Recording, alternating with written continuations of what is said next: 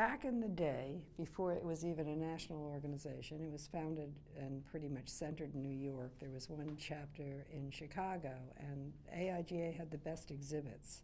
And they weren't annuals, they were groups of different shows. There was 50 Books, 50 Covers, which is a 100-year-old show founded by Dwiggins.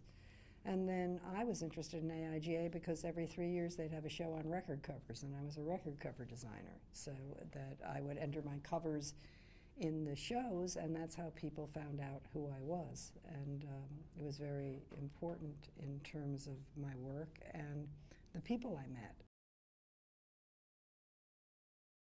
In 1984, when I founded my own business, there was a poster that had been in an AIGA annual, and a guy wrote me a letter, a fan letter, asking for the poster. It was a poster on Elvis Costello called Trust Elvis, and the designer who wrote me the letter was Michael Beirut, who became my partner.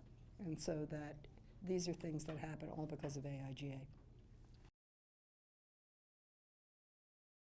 I never met April Greiman, who was in the same age as me, until I was speaking probably for about 10 years when I met April, because they would only ask one woman.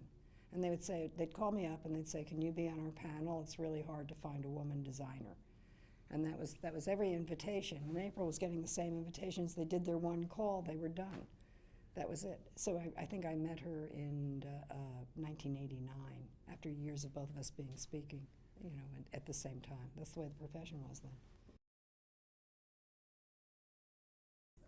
Well, I had two really important mentors that totally changed my life. One was my teacher in college named Stanislaw Zagorski. I wouldn't even be in New York if it wasn't for him. I was scared to move here. I didn't think I could be a graphic designer.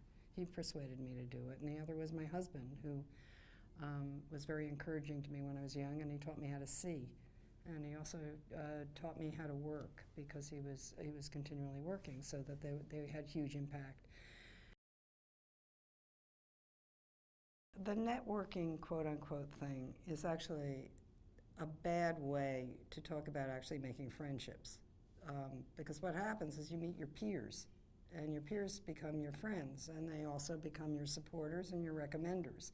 But that's not how that happens. It happens because you meet them and you like them. I mean, when I first joined AIGA, I was one of the youngest people on the board because I was the woman.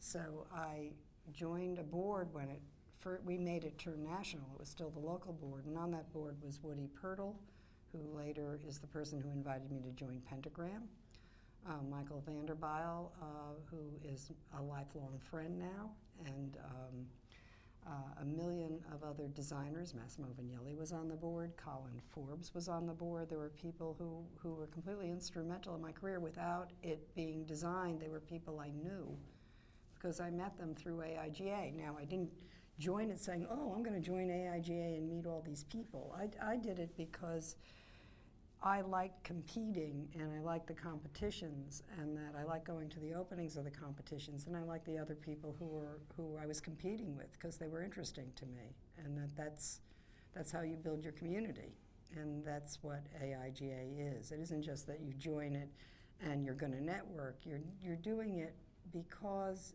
you find people who are of a kindred spirit, and that's very important. That's all.